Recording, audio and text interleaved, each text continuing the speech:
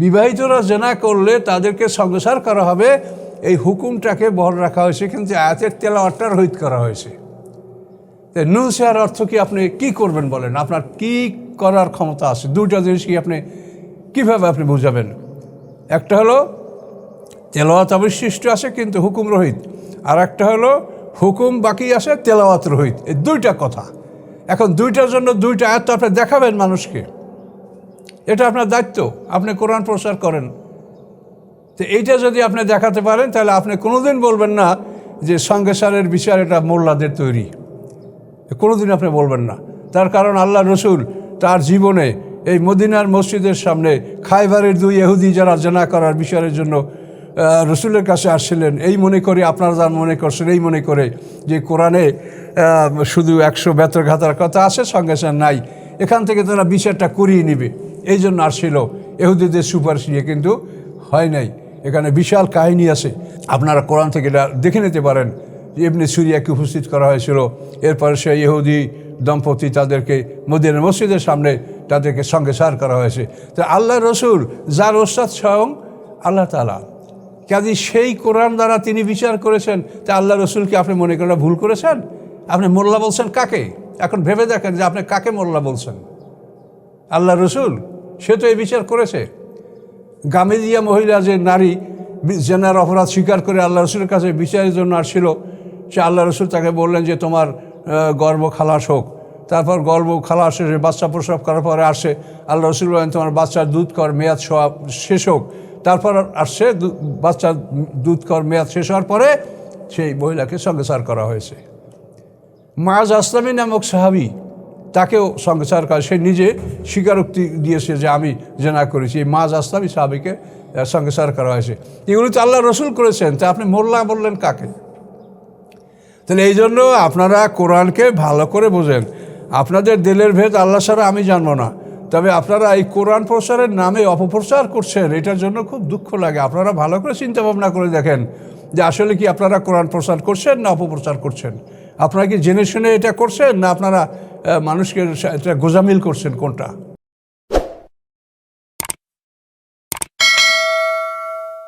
আসসালামু আলাইকুম।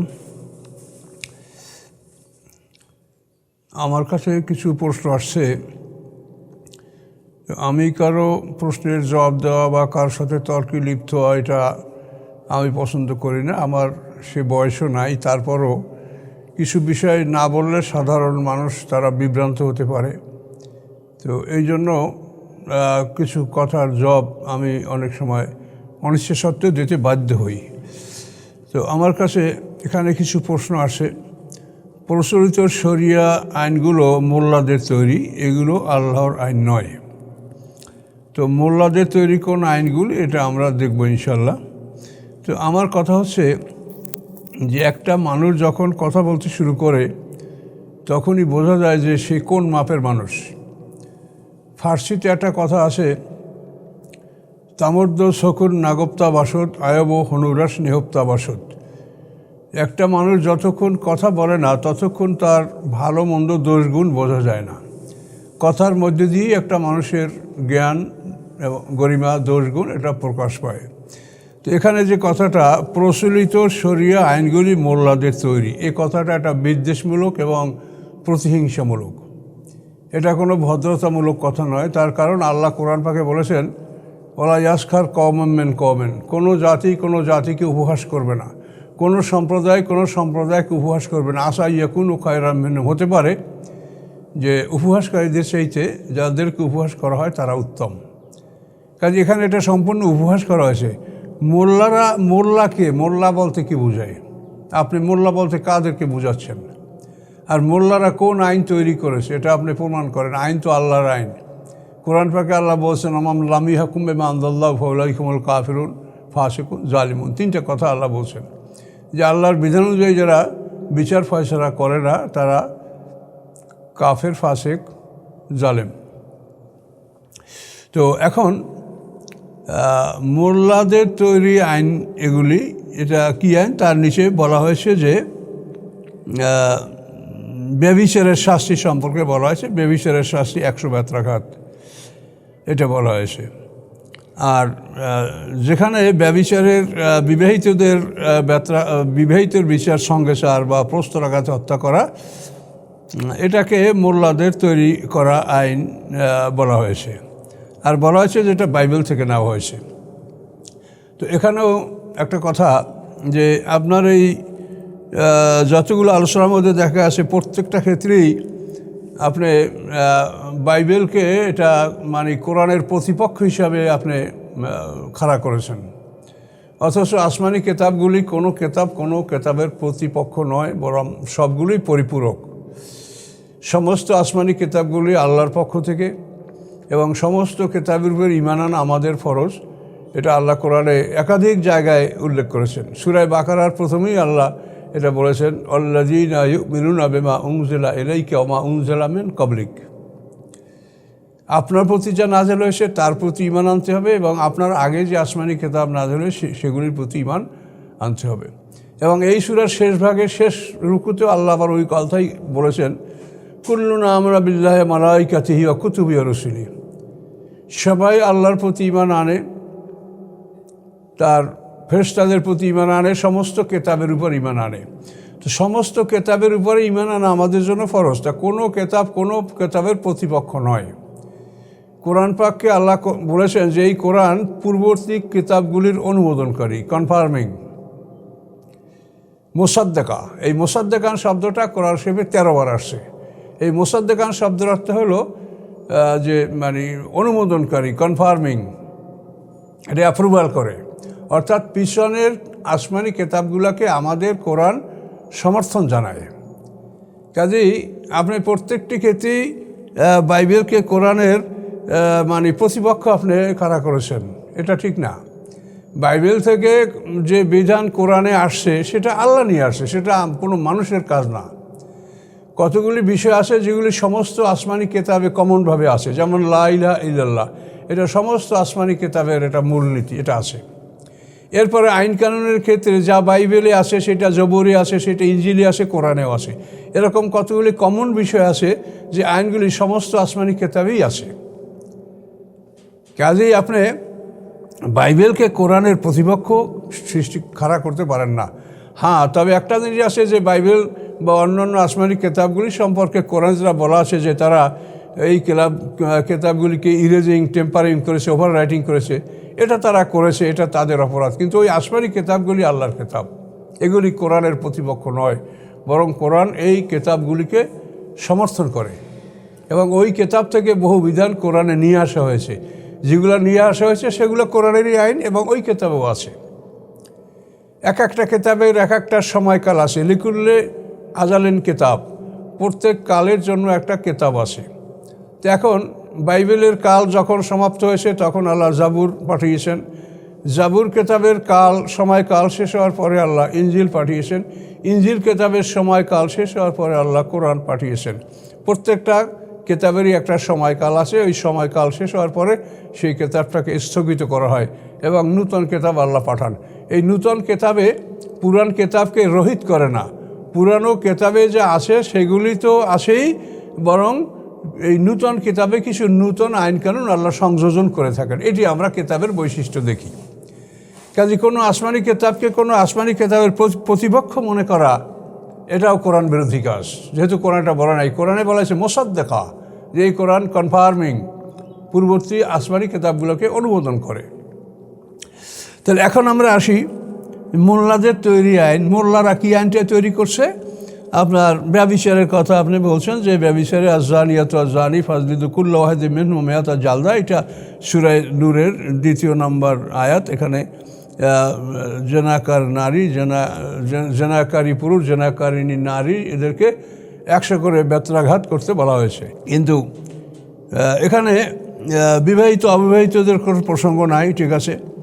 কিন্তু বিবাহিতরা যারা মোহসেন, যারা বিবাহ বন্ধনে আবদ্ধ, তারা যদি কেউ জিনা করে, অর্থাৎ বয়স্ক বিবাহিত, এরা জিনা করলে তাদের বিচারটা হবে কঠিন সঙ্গেসার।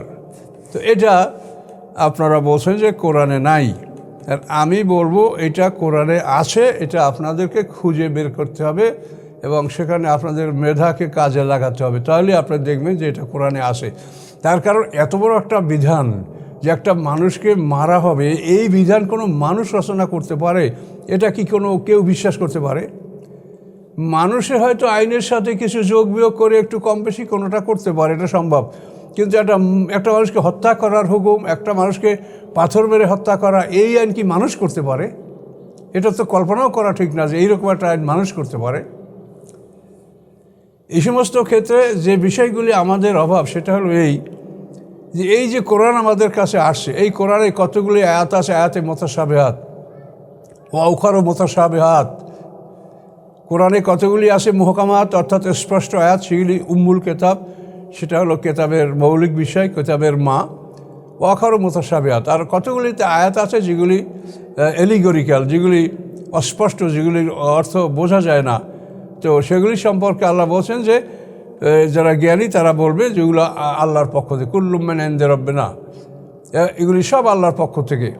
হ্যাঁ, আর যারা জ্ঞানের অধিকারী তারা এটা বলবে, এবং এক শ্রেণীর লোক এটা অনুসন্ধান করবে যেটার মধ্যে কী আছে আমরা জানার চেষ্টা করি। তাহলে দেখেন যে আল্লাহ তাআলা কোরআন নাযিল করছেন, তার মধ্যে মুতাশাবিহাতগুলি আয়াত দিয়েছেন। বলি যদি আমরা কেন বলার তো অধিকার আমাদের নাই। তার কারণ আল্লাহ আগে বলেই দিয়েছেন, লা ইউসআলু আম্মা ইয়াফআলু হুম ইউসআলুন, তিনি যা করেন তাকে জিজ্ঞাসা করা হবে না, কিন্তু তোমরা সবাই জিজ্ঞাসিত হবে, তোমাদের সবাইকে জিজ্ঞাসা করা হবে। কিন্তু তিনি আল্লাহ তাআলা যা করেন তাকে জিজ্ঞাসা করার ক্ষমতা কারো নাই। তিনি যা ইচ্ছা করেন, তবে তিনি খারাপ কিছু করেন না, তিনি ভালো করেন। তো এখন মুতাশাবিহাত আয়াতগুলি কোরআনে কেন রাখা হয়েছে এ প্রশ্ন তোলা যাবে না, যেহেতু আমরা আল্লাহর কাছে সারেন্ডার করবো। ইসলাম মানেই হলো সারেন্ডার। আমরা অনেক ক্ষেত্রে অনেক কিছু বুঝি না, সেটার উপরে আমাদের সারেন্ডার করতে হবে। একজন আরবের অধিবাসী এক সাহাবীর কাছে এসে জিজ্ঞাসা করেন যে আমাকে এই আয়াতের অর্থ বলেন, আর রহমান আল আরশ ইস্তাওয়া। তখন সেই সাহাবী বলছেন যে আমার ঘর থেকে বের করে দাও, ধাক্কা দিয়ে ঘর থেকে বের করো, এই আয়াতের অর্থ করার ক্ষমতা কারো নাই। আর রহমান আল আরশ ইস্তাওয়া, রহমান আরশে আরোহণ করেছেন। কিভাবে করেছেন? তিনি যেমন তেমন করেছেন। এগুলি এমন আয়াত যে এগুলির কোনো অর্থ করার কোনো ক্ষমতা কারো নাই। ওহুয়া মাআকুম আইনামা কুনতুম, তিনি তোমাদের সাথে আছেন তোমরা যেখানেই থাকো। এই আয়াতের কোনো ব্যাখ্যা করার অধিকার বা ক্ষমতা আমাদের নাই। কাজে ইসলামের মূল বিষয় হলো আত্মসমর্পণ।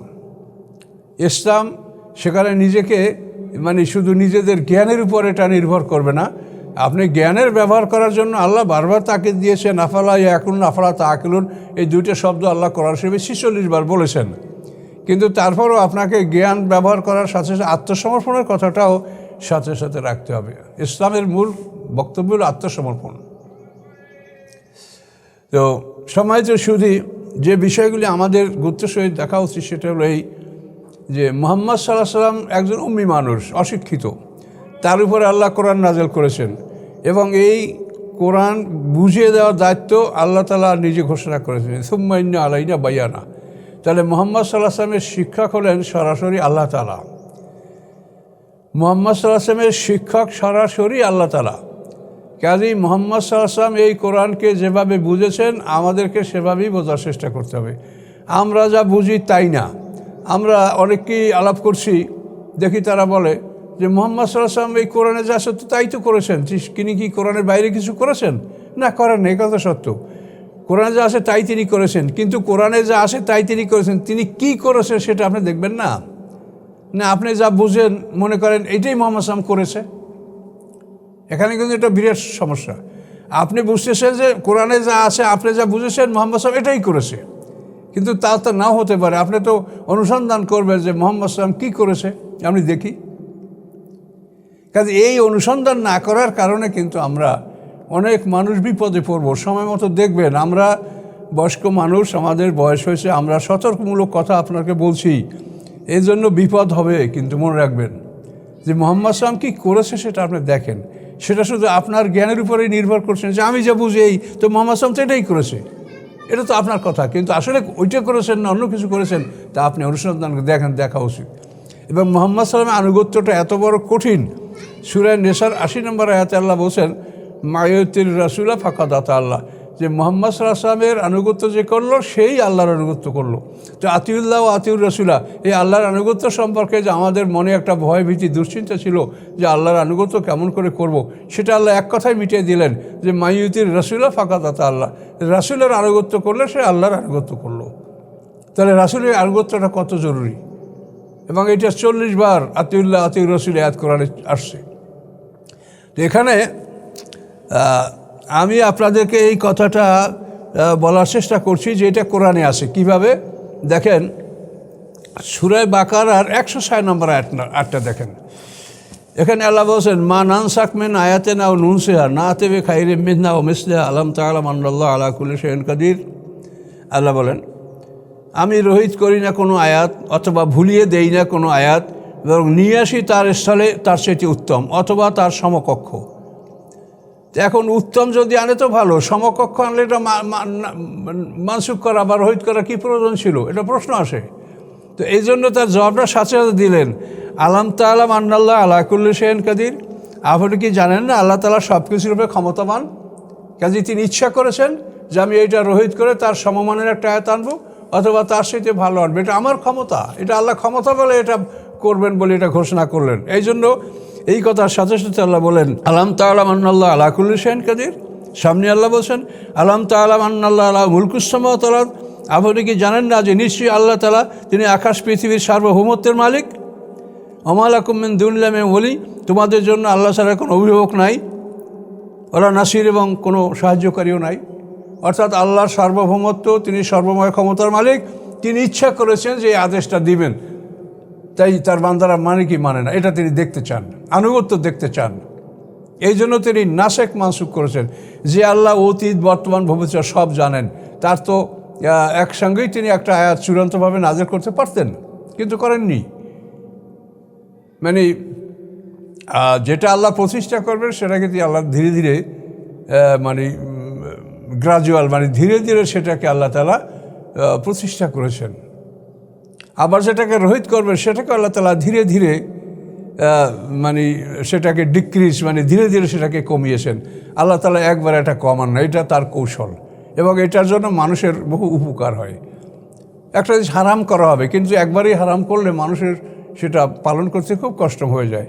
সেটাকে 3টে স্তরে যদি কমাইয়া, যেটা আল্লাহর এই শরাব নেশা ইনটক্সিকেশন, এই নেশার ব্যাপারে যে আল্লাহ তাআলা পদ্ধতিটা নিয়েছেন 3বার আয়াত নাযিল করে শেষবার এটা চূড়ান্ত করেছেন। তার কারণ একবারেই যদি আপনি এটা না করেন তাহলে মানুষের পক্ষে সেটা মানা কষ্ট হয়ে যাবে। আমার এক ছাত্র কাশ্মীরের ওই লোকটা ছিল কাশ্মীরের নওয়াজ, তো ও খুব সিগারেট খাইতো, কিন্তু রোজা নামাজ আল্লাহর আইন কানুন সবই ভালো মানত। তো এখন খুব সিগারেট খাইতো। তা আমি বললাম যে নওয়াজ তোমার এই ব্যাপারটায় তুমি কি চিন্তা ভাবনা করছো? তো বললো যে আমি সিদ্ধান্ত নিয়েছি আমি আর সিগারেট খাবো না। তো দৈনিক সে 10 পাক সিগারেট খাইতো। এখন সিগারেট খাওয়া বন্ধ হয়ে যাওয়ার পরে ও বলছে যে ওস্তাদ আমার অবস্থাটা এমন হয়েছে যে আমার সমস্ত দাঁতের গোড়ার থেকে রক্ত প্রবাহিত হয়েছে, মনে হয় যে আমার সব দাঁতগুলো ঝরে যাবে, যে হঠাৎ করে আমি এটা বন্ধ করছি এই জন্য। তখন আমি তাকে আর কি বলবো, আমার বলার কিছু নাই। আমি বললাম যে দেখো তুমি যেটা ভালো মনে করো সেভাবে চিন্তা করো। কিন্তু ও বললো যে না, ও চক্ষু লাল হয়ে গেছে, কাশ্মীরি লোক, যে আমি কখনোই আর ওই সিগারেটে মুখ দেবো, আমার সব দাঁত ঝরে যায় যাক। এখন এই যে একটা বাস্তব ঘটনা, এই জন্য আল্লাহ তাআলা যারা নেশা করে তাদেরকে নেশাটাকে একবারই চূড়ান্তভাবে হারাম ঘোষণা না করে পর্যায়ক্রমে 3বার আয়াত নাযিল করেছেন। তৃতীয়বারে চতুর্থ হিজরিতে চূড়ান্ত আয়াত ইন্নামাল খামরু ওয়াল মাইসির ওয়াল আজলামু ওয়াল আনসাব ওয়াল নাজর, মানে এগুলি কি আমালের শয়তানে ফাজতানিবু। ইন্নামাল খামরু ওয়াল মাইসির ওয়াল আনসাব ওয়াল আজলামু রিজজুম মিন আমালিশ শয়তানে ফাজতানিবুহু। এটা চতুর্থ হিজরিতে চূড়ান্ত আয়াত নাযিল হয়েছে। তো এখন আল্লাহ তাআলা বলেন মা নানসাক মিন আয়াতিন নুনসিহা, দুটো জিনিস। মনসুখ করা মানে রহিত করা, নুনসিহা মানে ভুলিয়ে দেওয়া। হা ওই আয়াত, এই সর্বনাম আয়াতের দিকে মিন আয়াতেন। তাহলে কোনো আয়াতকে তিনি মানসুখ করেন অর্থাৎ রহিত করেন, এবং কোনো আয়াতকে আল্লাহ ভুলিয়ে দেন। এখন এই ভুলিয়ে দেওয়ার ব্যাখ্যাটা আপনারা কি করছেন সেটা আমাকে দেখান। আপনারা তো মোল্লাদের উপরে চাপায় দিলেন যে আইনটা মোল্লারা করেছে, কিন্তু আপনি বলেন যে এই নুন সেহা, যে আল্লাহ বললেন যে আমি দুটো কাজ, একটা হলো মানসুক অর্থাৎ রহিত করা, আর একটা হলো ভুলিয়ে দেওয়া। তাহলে এক শ্রেণীর আয়াতকে রহিত করা হয়েছে, যেমন কুতিবা আলাইকুম ইয হাদারা আহাদাকুমুল মাউতু ইন তারাকা খায়রান ওসিয়াতু লিল ওয়ালিদাইনি ওয়াল আকরাবিন। যারা সম্পদশালী তাদের যখন মৃত্যু আসে তখন তাদের উপরে আল্লাহ এটা ফরজ করে দিয়েছেন যে তারা পিতামাতা এবং নিকটতম আত্মীয়দের জন্য ওসিয়ত করবে। এই ওসিয়তের আইন আল্লাহ প্রথম মানুষের উপরে রেখেছিলেন। মানুষ এটা সঠিকভাবে পালন করতে পারছে না। পরবর্তীতে আল্লাহ তাআলা ঘোষণা করেন ইউসিকুমুল্লাহু আওলাদিকুম, আল্লাহ তাআলা নিজে ওসিয়ত করছেন তোমাদের সন্তানদের ব্যাপারে, লিয-যাকারি মিসলু হাজ্জিল উনসায়াইন। এই ওসিয়তের দায়িত্বটা আল্লাহ নিলেন। এখন এই ওসিয়তের আয়াতটা কোরআনে তো আছে, আমরা পাঠ করছি, কিন্তু এটার নাম হলো মানসুখ।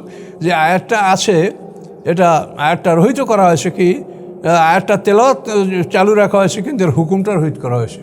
আল্লাযীনা ইয়াতাওয়াফাউনা মিনকুম ওয়া ইয়াযারুনা আজওয়াজা ওসিয়াতাল লিআজওয়াজিহিম মাতাআন ইলাল হাওল গায়রা ইখরাজ। তোমাদের মধ্যে যারা ইন্তেকাল করে তারা তাদের স্ত্রীদের জন্য 1 বছরের খোরপোশ ভরণ পোষণের ওসিয়াত করে যাবে এবং তাদেরকে বাড়ি থেকে যেন বের করানো হয়। এই আয়াত ছিল প্রথম, কিন্তু এই আয়াতটাকে আল্লাহ তাআলা, এই আয়াতের হুকুমটাকে আল্লাহ রহিত করেছেন, কিন্তু আয়াতটা কোরআনে আছে, আমরা পাঠ করছি, আপনারাও পাঠ করছেন। এটা হলো মানসুখ, যে আয়াতের তেলাওয়াতটাকে রহিত করা হয়েছে, মানে তেলাওয়াতটাকে বহাল রাখা হয়েছে, কিন্তু তার হুকুমটাকে রহিত করা হয়েছে। তেলাওয়াতটা তো আমরা করছি, কিন্তু এর হুকুমটা রহিত। তো এর একটা, আর একটা হলো নুন সিহা, এইটা সম্পূর্ণ বিপরীত। মানে এখানে আয়াতটার তেলাওয়াতকে ভুলিয়ে দেওয়া হয়েছে, হুকুমটা বাকি রাখা হয়েছে। তো সম্পূর্ণ দুইটা পরস্পর জিনিস এখানে আল্লাহ বলেছেন। একটা হলো আয়াতের তেলাওয়াতটা বহাল রাখা হয়েছে, তার হুকুমটা রহিত করা হয়েছে, এটা হলো নাসিক মানসুখ। আর নুন সিহা মানসা, ভুলিয়ে দেওয়া, এটা হলো তেলাওয়াতটাকে ভুলিয়ে দেওয়া হয়েছে, কিন্তু তার হুকুমটা বহাল। আদেশটা নাজেল হয়েছে রাসূলের অন্তরে, রাসূল সাহাবীদেরকে শিখিয়েছিলেন, তারা মুখস্থ করেছিল, কিন্তু হঠাৎ করে আল্লাহ যখন এটা ভুলিয়ে দিলেন, তখন আর এটা সাহাবীরাও বলতে পারে না, রাসূলও বলতে পারে না। সাহাবীরা এসে বলে, ইয়া রাসূলুল্লাহ, অমুক সূরাটা আমরা নামাজ পড়তে শুরু করে আমরা তেলাওয়াত করব, কিন্তু এটা তো আগে আমরা ভালোই মুখস্থ ছিল, কি এখন তো আমরা এটা ভুলে গেছি, আমরা কিছুই বলতে পারছি না। তো আল্লাহর রাসূল বললেন যে এটা তোমাদের থেকে আল্লাহ তুলে নিয়েছেন। তাহলে এখানে দুইটা বিষয়, একটা হলো আয়াতের পাঠ, আয়াতের তেলাওয়াত বাকি রাখা এবং হুকুমটা মানসুখ করা, রহিত রাখা। আর দ্বিতীয়টা হলো তেলাওয়াতকে ভুলিয়ে দেওয়া এবং আয়াতের হুকুমকে বহাল রাখা। তো এই যে বিবাহিতরা জেনা করলে তাদেরকে সংসার করা হবে, এই হুকুমটাকে বহাল রাখা হয়েছে, কিন্তু আয়াতের তেলাওয়াতটা রহিত করা হয়েছে। নুন সিহার অর্থ কি, আপনি কি করবেন বলেন, আপনার কি করার ক্ষমতা আছে? দুইটা জিনিস কি আপনি কীভাবে আপনি বুঝাবেন? একটা হলো তেলাওয়াত অবশিষ্ট আছে কিন্তু হুকুম রহিত, আর একটা হলো হুকুম বাকি আছে তেলাওয়াত রহিত। এই দুইটা কথা। এখন দুইটার জন্য দুইটা আয়াত তো আপনি দেখাবেন মানুষকে, এটা আপনার দায়িত্ব, আপনি কোরআন প্রচার করেন। তো এইটা যদি আপনি দেখাতে পারেন, তাহলে আপনি কোনোদিন বলবেন না যে সংসারের বিচার এটা মোল্লাদের তৈরি, কোনোদিন আপনি বলবেন না। তার কারণ আল্লাহ রসুল তার জীবনে এই মদিনার মসজিদের সামনে খায়বারের 2 ইহুদি যারা জেনা করার বিচারের জন্য রসুলের কাছে আসছিলেন, এই মনে করে, আপনারা যা মনে করছেন এই মনে করে যে কোরআনে শুধু 100 বেত্রঘাতার কথা আছে, সংসার নাই, এখান থেকে তারা বিচারটা করিয়ে নেবে, এই জন্য আসছিল ইহুদিদের সুপারিশ নিয়ে, কিন্তু হয় নাই। এখানে বিশাল কাহিনী আছে, আপনারা কোরআন থেকে এটা দেখে নিতে পারেন। ইবনে সুরিয়াকে উপস্থিত করা হয়েছিল, এরপরে সেই ইহুদি দম্পতি তাদেরকে মদিনার মসজিদের সামনে তাদেরকে সংসার করা হয়েছে। তো আল্লাহ রসুল যার ওস্তাদ স্বয়ং আল্লাহ তাআলা, কাজে সেই কোরআন দ্বারা তিনি বিচার করেছেন। তা আল্লাহ রসুলকে আপনি মনে করেন ভুল করেছেন? আপনি মোল্লা বলছেন কাকে? এখন ভেবে দেখেন যে আপনি কাকে মোল্লা বলছেন। আল্লাহ রসুল, সে তো এই বিচার করেছে। গামেদিয়া মহিলা যে নারী জেনার অপরাধ স্বীকার করে আল্লাহ রসুলের কাছে বিচারের জন্য আসছিল, সে আল্লাহ রসুল তাকে বললেন যে তোমার গর্ভ খালাস হোক। তারপর গর্ভ খালাস শেষে বাচ্চা প্রসব করার পরে আসে, আল্লাহ রসুল বলেন তোমার বাচ্চার দুধ কর মেয়াদ শেষ হোক। তারপর আসছে বাচ্চার দুধ খাওয়ার মেয়াদ শেষ হওয়ার পরে সেই মহিলাকে সঙ্গেসার করা হয়েছে। মাজ আসলামী নামক সাহাবী, তাকেও সঙ্গেসার করা, সে নিজে স্বীকারোক্তি দিয়েছে যে আমি জেনা করেছি। এই মাজ আসলামী সাহাবীকে সঙ্গেসার করা হয়েছে। এগুলো তো আল্লাহ রসুল করেছেন, তা আপনি মোল্লা বললেন কাকে? তাহলে এই জন্য আপনারা কোরআনকে ভালো করে বোঝেন। আপনাদের দিলের ভেদ আল্লাহ ছাড়া আমি জানবো না, তবে আপনারা এই কোরআন প্রচারের নামে অপপ্রচার করছেন, এটার জন্য খুব দুঃখ লাগে। আপনারা ভালো করে চিন্তা ভাবনা করে দেখেন যে আসলে কি আপনারা কোরআন প্রচার করছেন না অপপ্রচার করছেন। আপনারা কি জেনে শুনে এটা করছেন না আপনারা মানুষকে এটা গোজামিল করছেন? কোনটা? যেখানে দুইটা কথা, মানান সাকমেন আয়াতে না নুনসা, একটা হলো মানসুক আর একটা হলো মানসা। একটা হলো আয়াতটাকে বহাল রাখা, হুকুমটা মানে অ্যাব্রোগেটেড করা, বাতিল করা। আর দ্বিতীয়টা হয়েছে আয়াতটার তেলাওয়াত রহিত করা, হুকুমটা বাকি রাখা। এই দ্বিতীয়টার মধ্যে ওইটা পড়েছে যে বিবাহিত জনাকারী পুরুষ, বিবাহিত জনাকারী নারী, তাদেরকে সঙ্গেসার করা হোক। এবং আল্লাহ রসুলটা নিজে করেছেন। তারপরও আপনি বলে যে এটা মোল্লাদের তৈরি করা আইন। এসব কথায় বোঝা যায় যে আপনারা আসলে আপনাদের মানে মানুষের প্রতিও শ্রদ্ধা নাই, আর আসমানি কেতার প্রতিও আপনার শ্রদ্ধা নাই, এবং আল্লাহ রসুল কী করেছেন এই ব্যাপারে জানার কোনো প্রয়োজন আপনারা মনে করেন না। আপনারা কোরআন পাইছেন, মনে করছেন যেটা আপনাদের কাছেই নাজেল হয়েছে, আপনারা যা ইচ্ছে তাই অর্থ করেন। আর আমাদের দেশের মানুষ তো 100 ভাগই বলতে গেলে অশিক্ষিত, তারা জানে না, তারা মনে করে হারে ওরা কোরআন থেকে বলছে। কিন্তু আল্লাহর কাছে গেলে পরিষ্কার হবে যে আসলে আমরা কি করেছি কি না করেছি। কাজে এই জন্য এই ব্যাপারে আমি আপনাদেরকে সতর্কতার সহিত কাজ করার জন্য অনুরোধ করছি। এটা আমার কাজ, আমি করছি, এবার আপনাদের কাজ আপনারা করবেন।